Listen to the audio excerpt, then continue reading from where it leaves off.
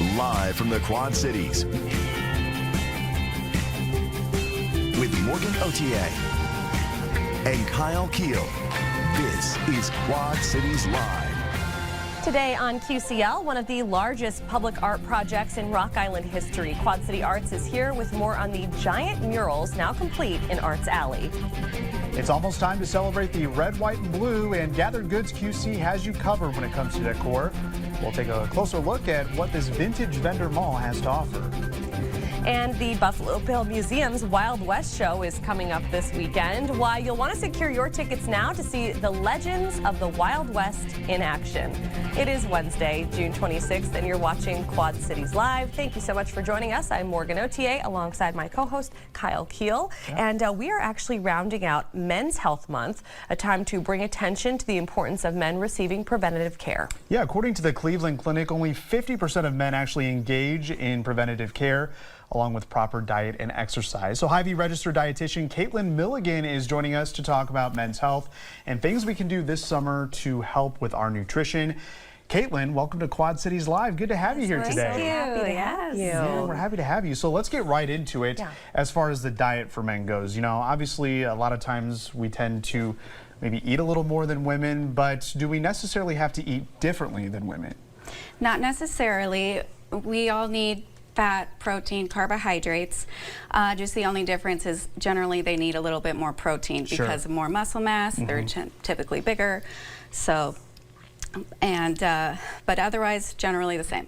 Generally the same, just maybe more calories on a case-by-case basis. Yes, we were, after all, just talking about M&Ms before we started this segment today. So it's a scientific fact, wellness checks, they can prevent common ailments, but there are certain ages where health screenings are recommended, and we're gonna focus on men today with it being Men's Health Month. So talk a little bit about that, those screenings. Yeah, so typically when men are around 20 years old, they need to start going and getting blood pressure checked and test their cholesterol. And then once they turn about 50, you typically want to do screens for colon cancer, prostate cancer, diabetes, and even osteoporosis. Yeah, it's a lot. It is. It is scary, right? Getting older is scary for everybody, right? Not just men, but these are things that when you get screened for them, they could potentially, you know, prevent something worse from happening. Yeah, and I think it's especially important to follow those ages, especially if you have a family history. Like for myself, I have a family history of high blood pressure, so making sure that is in check at a younger age is very, very important. So obviously diet is a big part of our overall health, and so you brought an array of different items that can help us, and each one provides a different nutrition for us as well. Yes. So let's go through some of these. Yeah, so we've got some broccoli and hummus, and broccoli is great for fiber, which can help prevent colon cancer. Yeah. But then also it has a lot of vitamin C, which half a cup of broccoli is even more vitamin C than a half of an orange. Oh, wow. Which you typically wouldn't think. Wow, that is interesting. And this seems pretty easy to prepare too. Oh yeah, you can grill it, you can bake it, however you want, steam it, and then you can put it into some hummus. And hummus is made from chickpeas. Yeah. So that vitamin C will help with immunity, and so will zinc. And you can find zinc in chickpeas. Okay. And if you're not into hummus, we also have these chickpea snacks, or pumpkin seeds will have some zinc. Ooh, and it's not everybody's favorite, but oysters will have the most zinc of all the foods. I know you won't be surprised by this, but I do like oysters. Yeah, and I don't. Well, actually, I don't know if I do. You're never gonna try. I'm a little scared of seafood. I keep saying that we gotta get me to eat some salmon, but salmon's a good source as well. Oh yeah, it will have some zinc, and zinc and vitamin C together will help with immunity, but then also it has omega-3s. Yeah. And so I've seen you were eyeing our seafood. Yeah, it's very well packaged. This is really easy. And you got the veggies along with it as well, so you can get that all packaged up nicely, and it's all beneficial. Yep, and you can put it in over the campfire, in the oven, however you want. Grill it. And the key here is all of this is very easy to prepare. We're not trying to overcomplicate things. These are all very easy. So next to it here, you've got, is this Greek yogurt and some veggies, kind of like this is a great 4th of July American flag there. Oh. Leave it to me to ruin the beautiful artwork. It's okay. It's just slid a little bit. It's red, white, and blue, so you still got that. Yeah, and this yogurt that I have, it has more protein. Okay. And then, of course, you'll get some vitamins and minerals with the fruit, and so that's important. Yeah, and blueberries, right? Like they're big antioxidants. Yes. Those are really good for Love you. me some blueberries. Man or woman, eat blueberries, right? Yes. Okay, this is something I can get on board with: chips and chips and salsa. That's easy. It's easy. Yeah, and I like the Quest chips because they have more protein than general ones, and so you can still have your nice snack, but get more nutrients in. That always makes us feel better, right? Yes. Like, I'm eating chips, but it's protein. We're getting our protein in. So it's perfect. And then we've got some cottage cheese and tomatoes, and that's, again, will add more protein and vitamins and minerals. And the things that I like about the red fruits and vegetables, especially with tomatoes, it has more lycopene. So that can help with preventing prostate cancer. Okay. So it's important for men to get that. That's a big one. And these are all perfect for a summer picnic, maybe taking the kids out for a picnic and a play date or something. You can take one of these meals. They're not too hard to prepare. And of course, this is a lot of learning as well. And at Hy-Vee, you have many different ways that you as dietitians can help us learn more about our health and healthy ways to eat as well. Yes, exactly. We do A1C screenings, omega-3 screenings, and vitamin D screenings, as well as just personalized recommendations. All in one spot. Yeah. Exactly. And then we can give you a store tour. Yeah, at the same perfect. time. You know what? I do not overlook and count out the store tour, because there are so many things that you have brought here today that I didn't know necessarily existed. Because, right, you go to the grocery store, you have a list, a one-track mind of the things that you want to pick up. I did not know that really easy to cook salmon thing existed, or the chickpea snacks and things like that. So it is really important to get in touch with a dietitian at Hy-Vee, because they can open your eyes to a whole new world. And the health market is overwhelming when you go in there. Sometimes you tend in a good way. See in a good way. You see something new each and every time that you go there. So that's also a great source that you can look at Hy-Vee. And if you would like to get in contact with a Hy-Vee dietitian or learn more about all the health and nutrition services they have to offer, you can take a look at some of the recipes as well. Just head to hyvee.com/health. Caitlin, it was a pleasure having you on today. Thanks for sharing your knowledge with us. We really appreciate it. Thank you so much. Up next on Quad Cities Live, a major milestone in Rock Island's Arts Alley renovation has just been completed. We'll meet one of the artists who created a giant mural signifying the start of something truly special. You're watching Quad Cities Live. Major improvements to Arts Alley in downtown Rock Island are underway, with one of the most exciting pieces of the project already complete. Kevin Maynard is with Quad City Arts, and Atlanta Dawn is one of the talented artists that just completed a massive mural in Arts Alley. Both of you, welcome to the show today. Thanks for being here. Thanks for having us. Yes, we have tons of fun stuff to talk about. But first, let's start with the basics. Kevin, some background on Arts Alley and the improvements that are going on there, and kind of why this is all happening, because it's really part of a larger reinvigoration project. Yeah, so this is a conversation that actually started with Jack Cullen and the Rock Island Downtown Alliance, I think as far back as 2021. We were working on a grant specifically for Arts Alley through the Illinois Tourism Office, and to basically help, create a space for gathering. And so we put together a large grant proposal for this that included 2 large-scale murals, and it was successful. And that was sort of that successful grant was the catalyst for the larger Rebuild Rock Island program, which was grant funded as well as ARPA dollar funded, which is overall this is an $8.5 million project in downtown Rock Island, of which about 600,000 of that is in Arts Alley. Wow. Yeah, it's exciting. Yes. I mean, when you talk about all of that, there is so much good to come in downtown Rock Island, and I know not just Rock Island residents, but folks across the QCA are super excited about that, because who doesn't love to see their community shine in that way? So lots to come when it comes to that. But Atlanta, we want to talk to you about your background as an artist. Many people have probably already seen your art in and around the Quad Cities.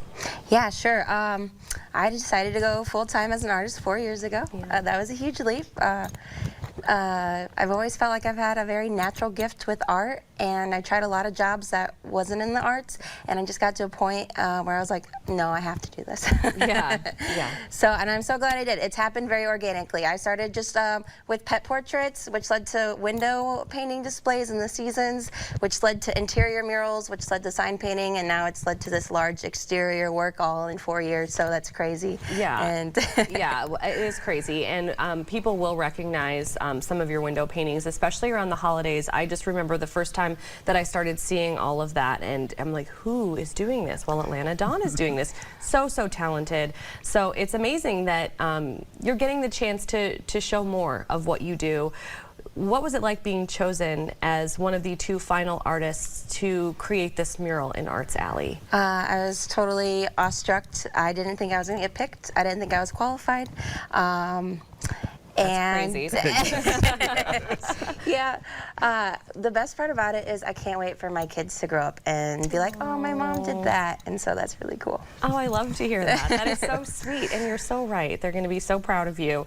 Talk about the murals, Kevin, in relation to why they play such a pivotal role in the renovation of Arts Alley. We really kicked off this improvement project with these murals. Why is that important?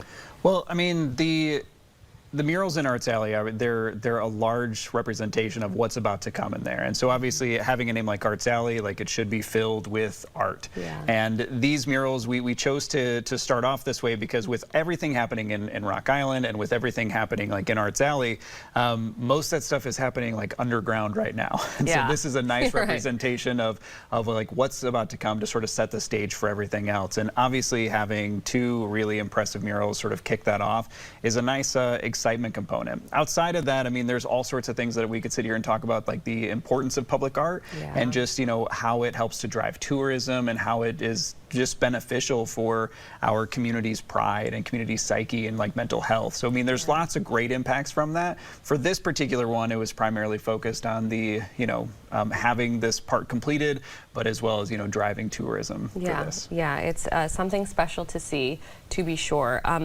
What did you want to include in your mural, Atlanta? It's called Luminary Voyage. Is that correct, or is that what you?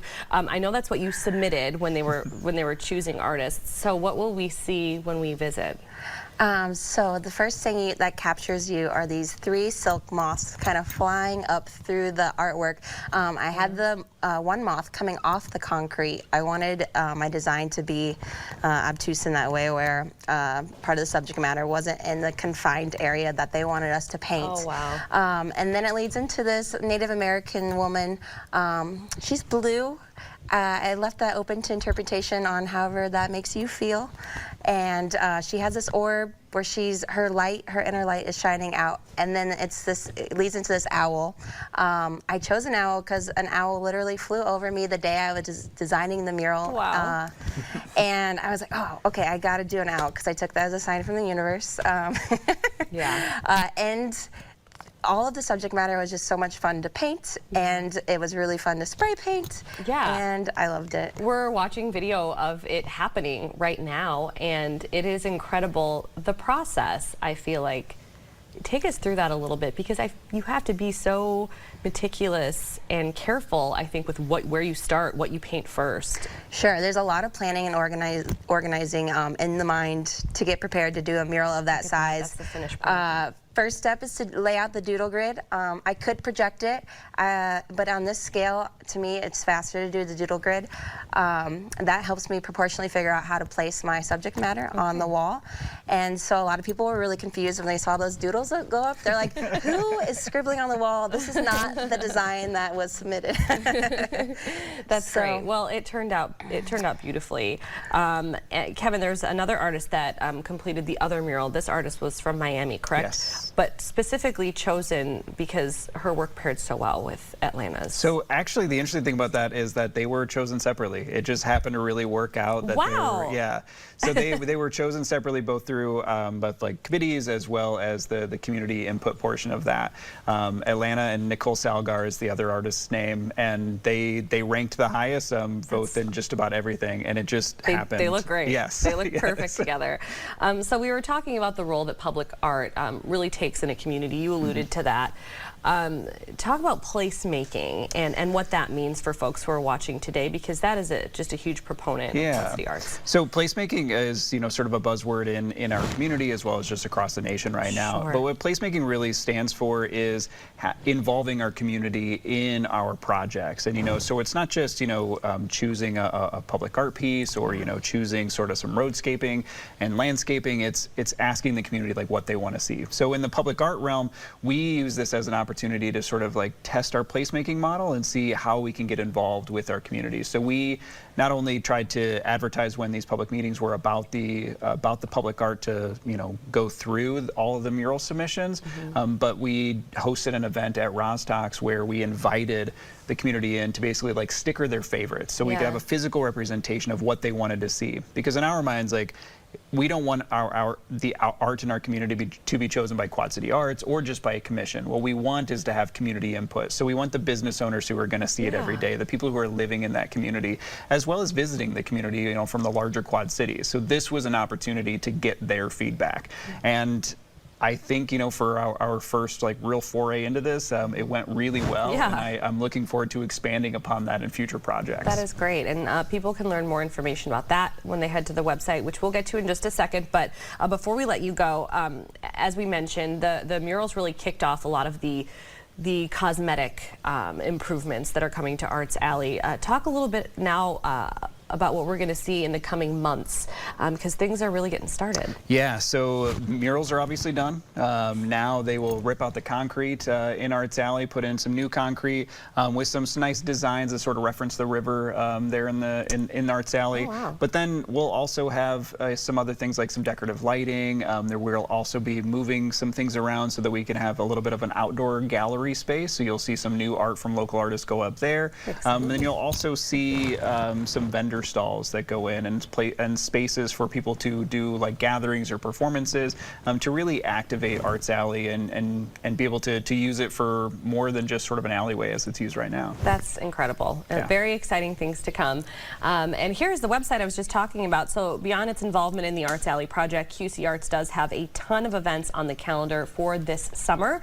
And for a closer look, just visit quadcityarts.com, that website there at the bottom of your screen. Thank you both for coming in today, and just it's been an exciting chat. We really appreciate it. Thanks for having us. Thank you so much. Well, coming up on Quad Cities Live, from art to antiques and unique decor, we're welcoming Gathered Goods QC for a look at the perfect items to get your home ready for the 4th of July.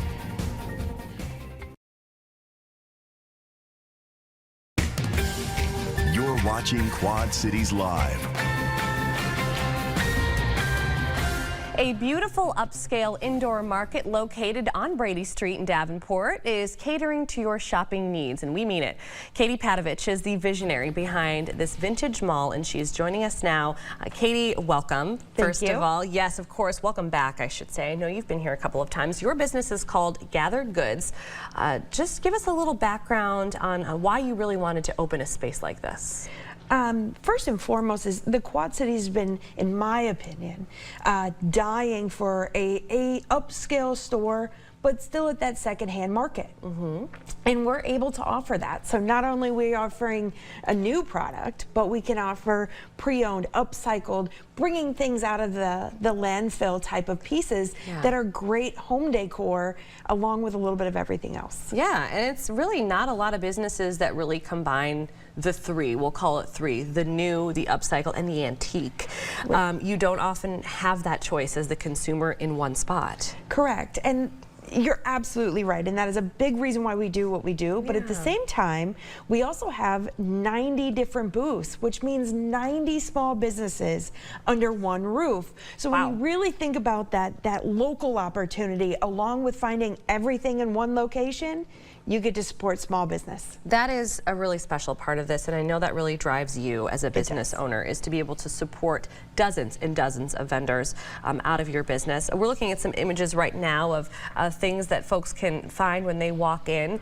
It's a large space. 15,000 square foot, yes. Wow, okay, so they can expect to spend some time there. You can, and really it's one of those you can move through as quick as you like, you know, really half hour, 45 minutes is maybe your minimum. Yeah. But you can easily spend up to 3 hours. We just hosted our first private party event where you can actually rent out our entire store for that time frame. That's awesome. And they were throughout that entire store, as you can see the showroom there, and it took full 3 hours for everybody to shop.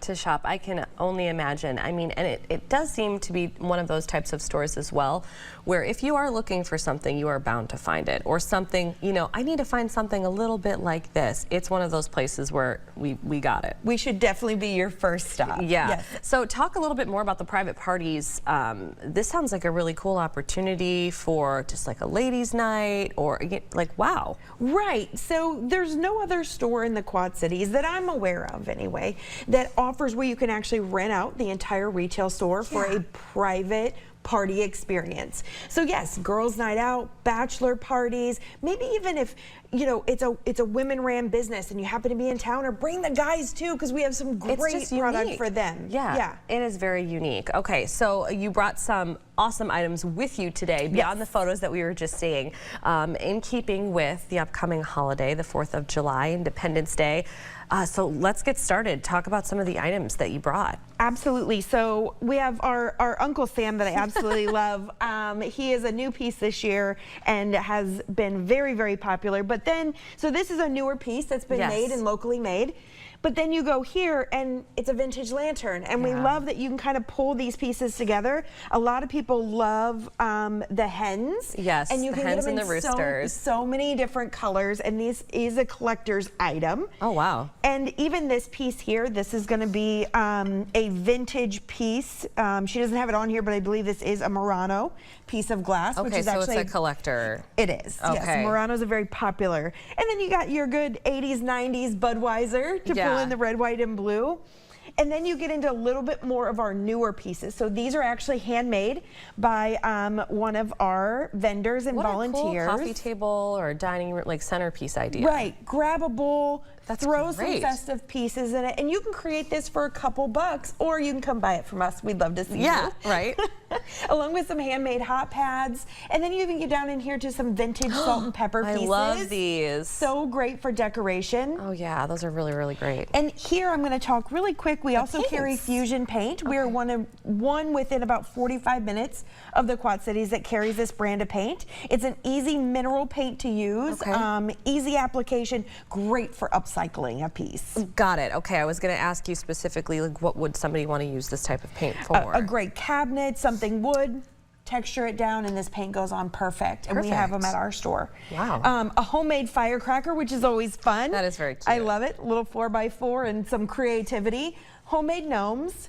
And then as we move through, people don't know, but you can almost get a whole meal at Gathered Goods. Really? So we brought some of it, but this is a seasoning, phenomenal seasoning that you can go on just about anything. This is a Bloody Mary mix. Add vodka. It's delicious. We tested it at our private party. For our holiday, yeah. Kevin's popcorn. But this product is one of my favorites. I use their soap, but also their lotion. Okay. They're great for tattoos. Oh, okay. So a great not stick on the skin lotion. Very nice. And we have a vendor that also has fresh plants. Oh, and I love really that. Creative, different pots. I'm in my plant era right now. And we have some even that are already in the macrame. With the little pots, so you can they did the work and hang it. They did the work for you. Yes. That's what we love to see.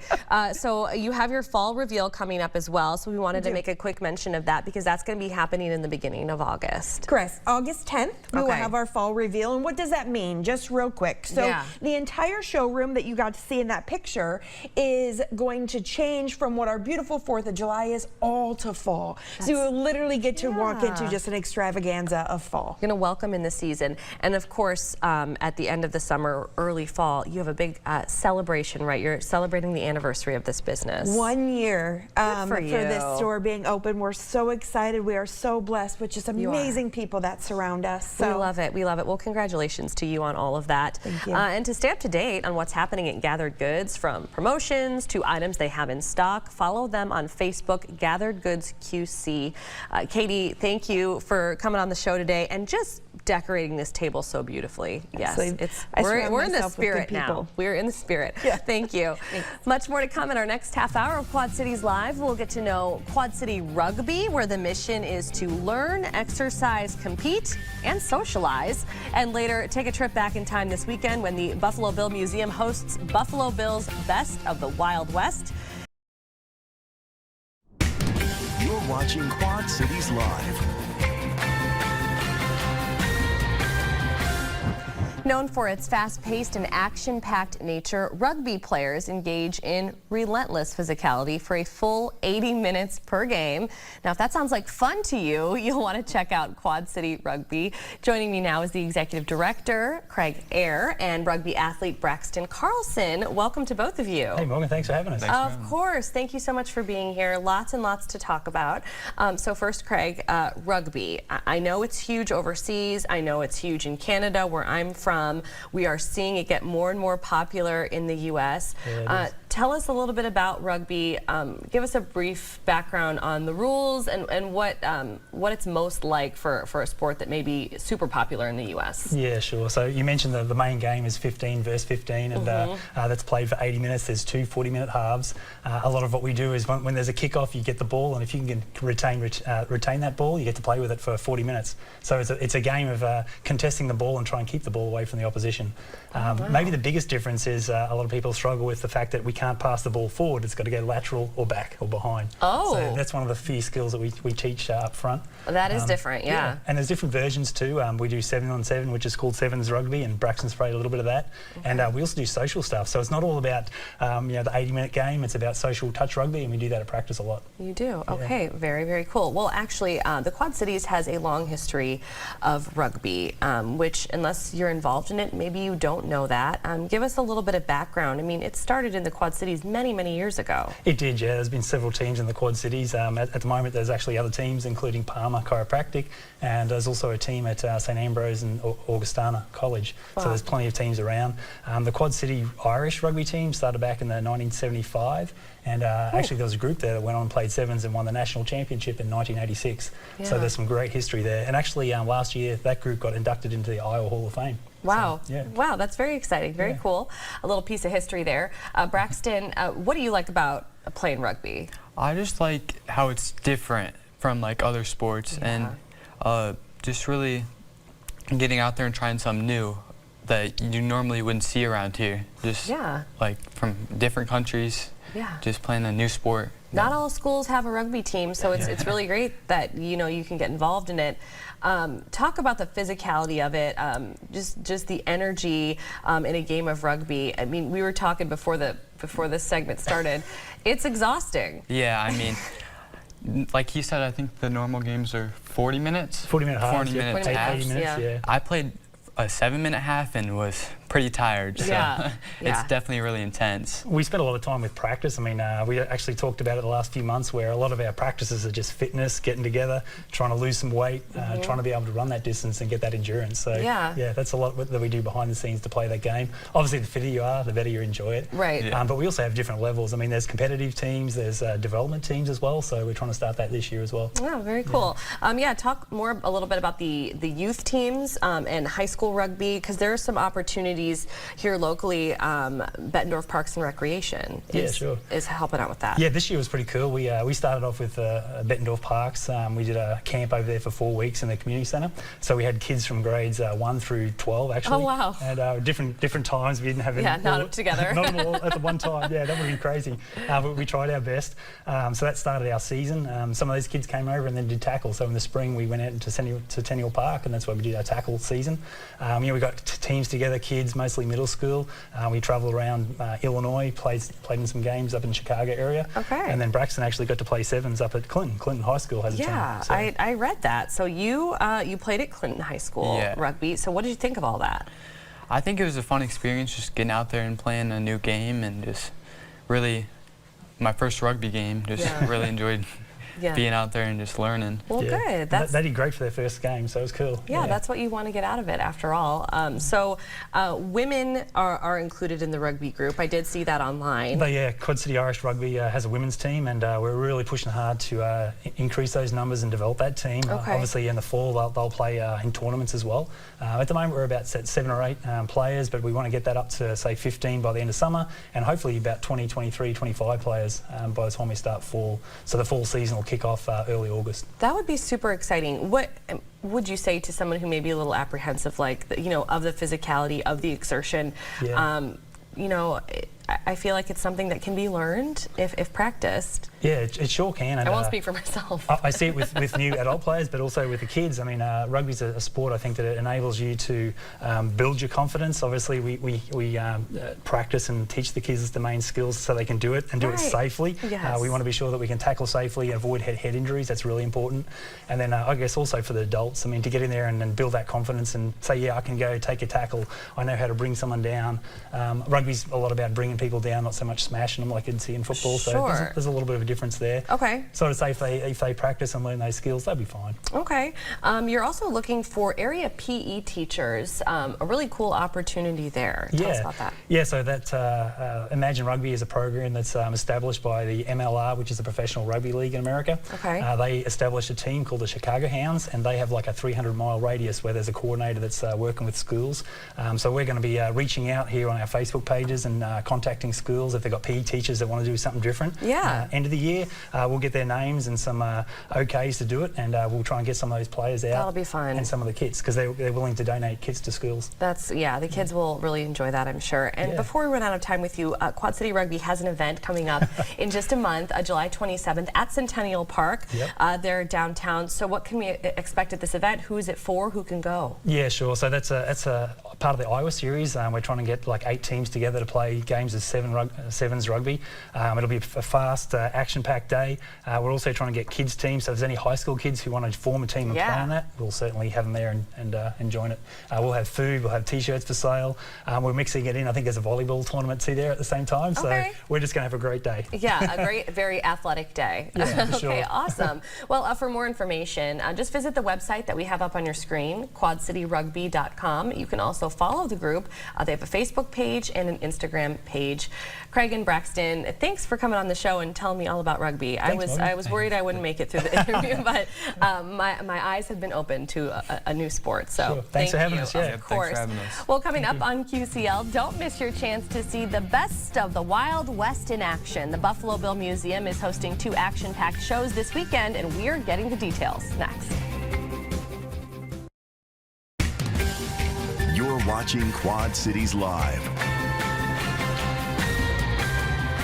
Take the family out to LeClaire this weekend and see the legends of the Wild West in action. Rita Farrow is here from the Buffalo Bill Museum. Rita, as always, a pleasure to have you here on Quad Cities Live. It's always a pleasure to be here. And the Buffalo Bill Museum is open. Little confusion out there. Thank you so much, Kyle. Yes. I know, and unfortunately, the Cody Homestead, which is a different entirely entity owned by Scott County Parks, and they had a situation, they were closed. But my understanding is they too are going to be open again by this weekend. Excellent. But we were never affected. No. We were never closed. The Buffalo Bill Museum in LeClaire is open 7 days a week and hosting their biggest event of their life this weekend. Yeah, so let's talk about it. Buffalo Bill's Best of the Wild West show this Saturday and Sunday out in LeClaire. We've had you on the show to preview this in the past, and the weekend is here. It feels like yesterday we were talking about it, and today it's here. We had months, I know, and now it's just 3 days. Buffalo Bill has arrived. He's in town today. He's spraying out the arena, which is 150 feet by 300 feet, up at Cody School. Beautiful grounds. I walked it again yesterday, and they do such a great job on any day, but for this, they're really. I talked to their head janitor, Frank. They've got their weed eating today, and he's so proud of the grounds. It's just gorgeous. Okay, well, we're seeing some images of previous shows. There's Buffalo Bill. There's Buffalo Bill. They'll parade onto the grounds. Their horses. They live out there in these Civil War tents. This is Annie Oakley signing autographs. Our kids will have the opportunity. Our program actually has a place on the back where kids can get their autographs signed by Annie Oakley, Frank Butler, Buffalo Bill. This is an example of the tents that they live in. And so they're there for 3 days. Oh, they actually spend the night. The reenactors, they're serious living history historians. We are going to have a covered wagon at this show. And one of the show itself, which is 1 hour and 20 minutes every day at 12:30, actually depicts scenes from the Wild West, the original Buffalo Bill Wild West Congress. And so covered wagons, of course, is how people settled here in this part of the world. And we have a wonderful exhibit at the museum, too, about early pioneer life. And I loved explaining that to kindergartners. We had a ton, 440 of them in the museum last month. Gosh, that's great.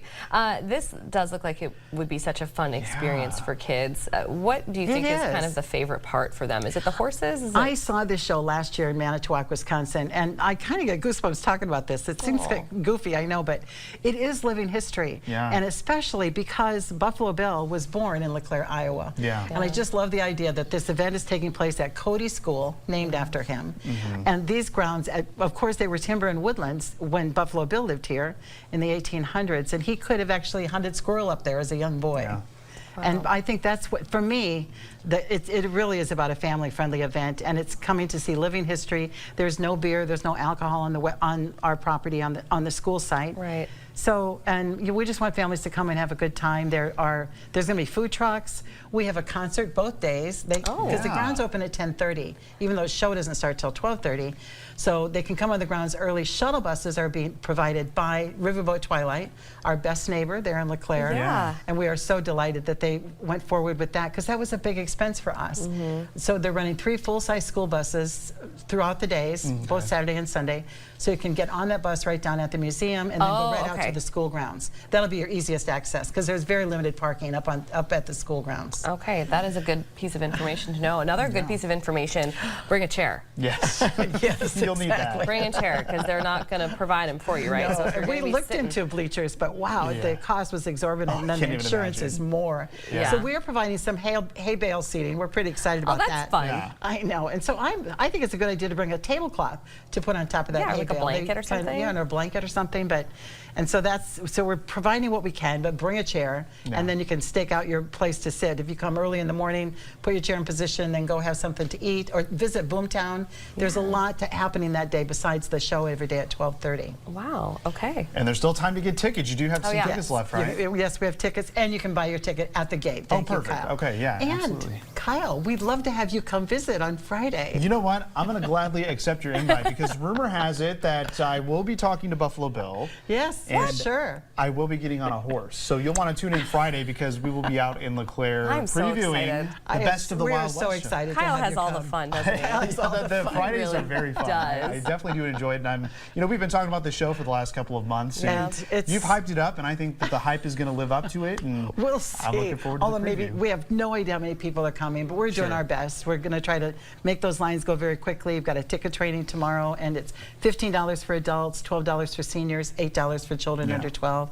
And it might be. It has been so much work that this could easily be a one-off. So go. Yeah, you gotta go now. Just in case this might be the only one. This might be your only chance. This is your chance. I'm telling you, go. Yeah, it's going to be a great time, no doubt, and you've worked so hard on it, as you always do with everything at the Buffalo Bill Museum. And you guys. Here's the info for everybody in case you missed it. The Buffalo Bill's Best of the Wild West shows are taking place this Saturday, June 29th, and Sunday, June 30th. As Rita mentioned, tickets are $15 for adults, $8 for kids, 12 and under, and of course seniors, I believe you said was $12. $12, yeah. So very, very cool. Yeah. Rita, thank you so much for being here today. Thank you both for giving us such an opportunity. Of course. And thank we'll see you Friday, Kyle. Looking forward to Friday. Thanks for watching. News of Force next.